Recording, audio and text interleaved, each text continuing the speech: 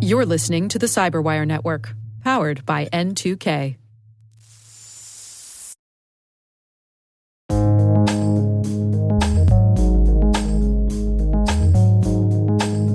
The word is incident response.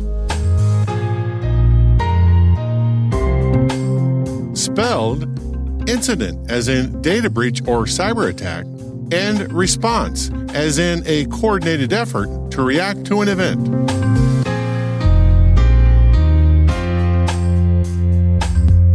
Definition: a collection of people, process, and technology that provides an organization the ability to detect and respond to cyber attacks.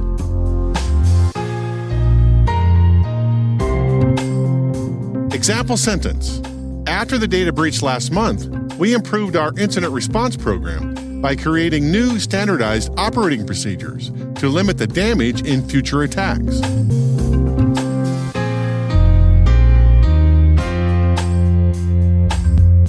Origin and context.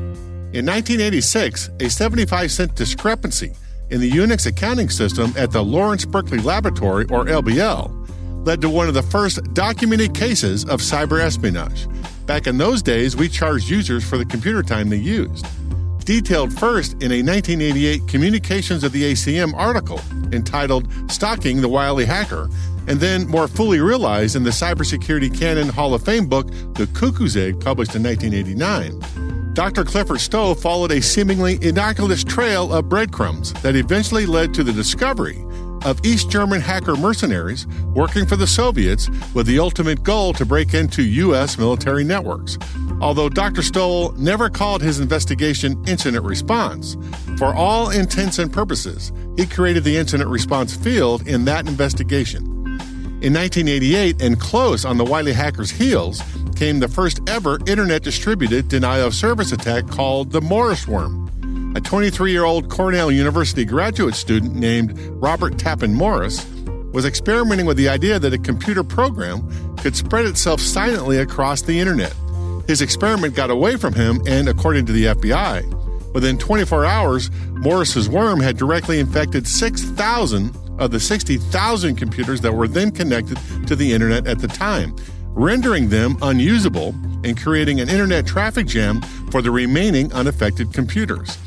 In the aftermath, the Defense Advanced Research Projects Agency, or DARPA, sponsored Carnegie Mellon University to establish the first Computer Emergency Response Team / Coordination Center, or CERT-CC, to handle these global cyber events in the future. Between the Cuckoo's Egg and the Morris worm, incident response was born.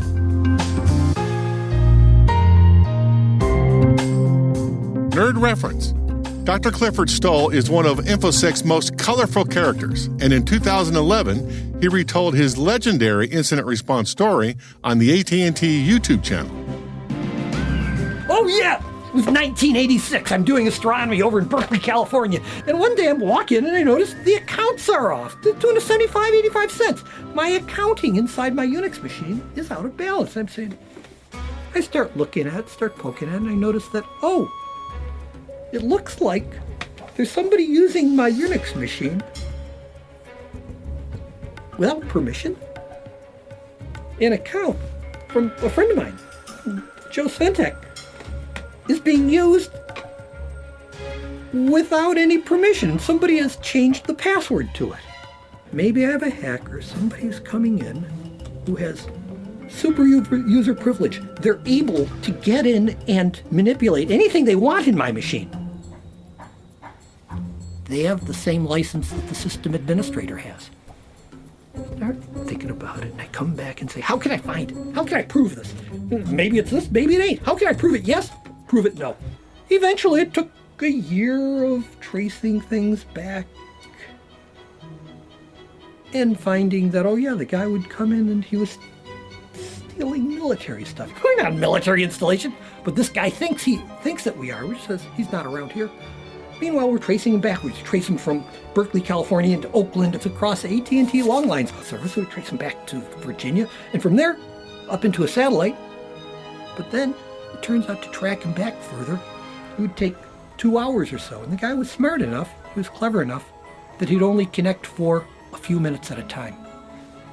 See what I'm saying? How are we going to catch this guy? We have to keep him online for a couple hours in order to track him across the ocean. But in order to do that, we need something that he'll go for. So, I said, I'll set a trap. I'll make a file in my system that's so interesting, full of all sorts of bogus national security things, filled with all sorts of neat things that somebody will say, oh wow, I gotta read this.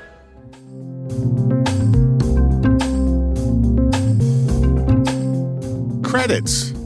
Word Notes is written by Nyla Genoe, executive produced by Peter Kilpie, and edited by John Petrick and me, Rick Howard. The mix, sound design, and original music have all been crafted by the ridiculously talented Elliot Peltzman. Thanks for listening.